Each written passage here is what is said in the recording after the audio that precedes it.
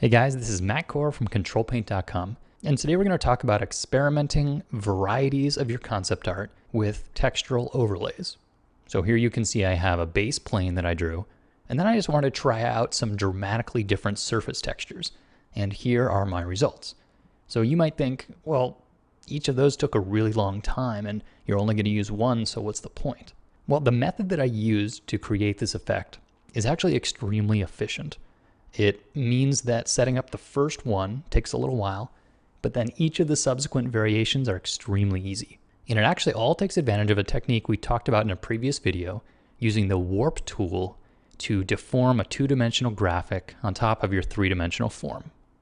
So in this video and the next one, we're going to talk about how you can do this sort of variation, but we need to explain some of the basics first. Now, if you're used to texturing for 3D art, if you work in video games or something like that, this is going to look familiar to you.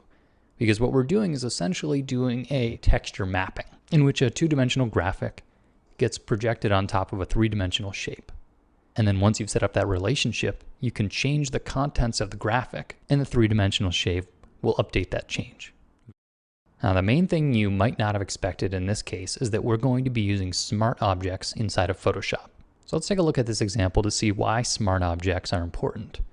You'll know from experience that if I select a normal layer and do free transform, and then confirm that free transform, if I were to do another free transform, Photoshop thinks of it as still a square. It doesn't matter that I moved one of those points, it's forgotten about that. Well, let me convert this one on the left to be a smart object, and I'll perform the same operation. So I'll move one corner in, confirm that transform, and then I'll free transform a second time, and you can see it actually respects that change. It remembers that I have pulled one corner in, and now all the four bounding box corners are in the right spots. This also applies if I want to do a warp. And this is what we use to place those 2D decals on top of our illustration. So here I'm bending this in three-dimensional space, and then I can confirm that. Now where it gets really interesting is when I double click on the layer thumbnail. This here is a temporarily created smart object that is sort of a separate document, but it contains the contents of this rectangle. So if I were to draw a red dot right in the center, and then I hit save, you can see here the red dot is updated on the form. So what this means is I've separated the content from the shape. And that means that I can modify this document any way I want, including pasting in some texture that you find on the internet. Here I've got sort of a collage of stickers just to make it really obvious. You hit save. Doesn't matter how many layers you have here in your document. Here I have 3 layers, but it all gets converted down into this flat shape. So in broad strokes, the workflow goes like this. You set up some placeholder images, which you turn into smart objects, and you wrap them around your form. Next, you change the contents of those smart objects.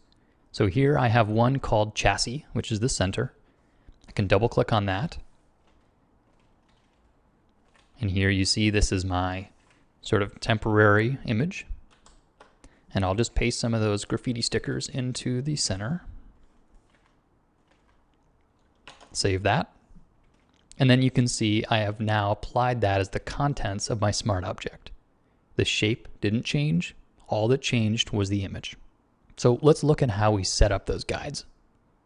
So the first step in doing this in your own image is to plan out where you're going to have your overlays. And for me, I have sort of 3 major shapes. The first shape is my chassis. The other 2 shapes are my wings. And since I'll be using a lattice, which is what you call the warp deform, each one is going to be a 3x3 shape. So I'll have contours here on the thirds, and then I'm also going to draw the way that it cuts the other way. So you have sort of a 3x3 grid. And then at the bottom, I'd have a bit of an arch. And the same thing on the other side.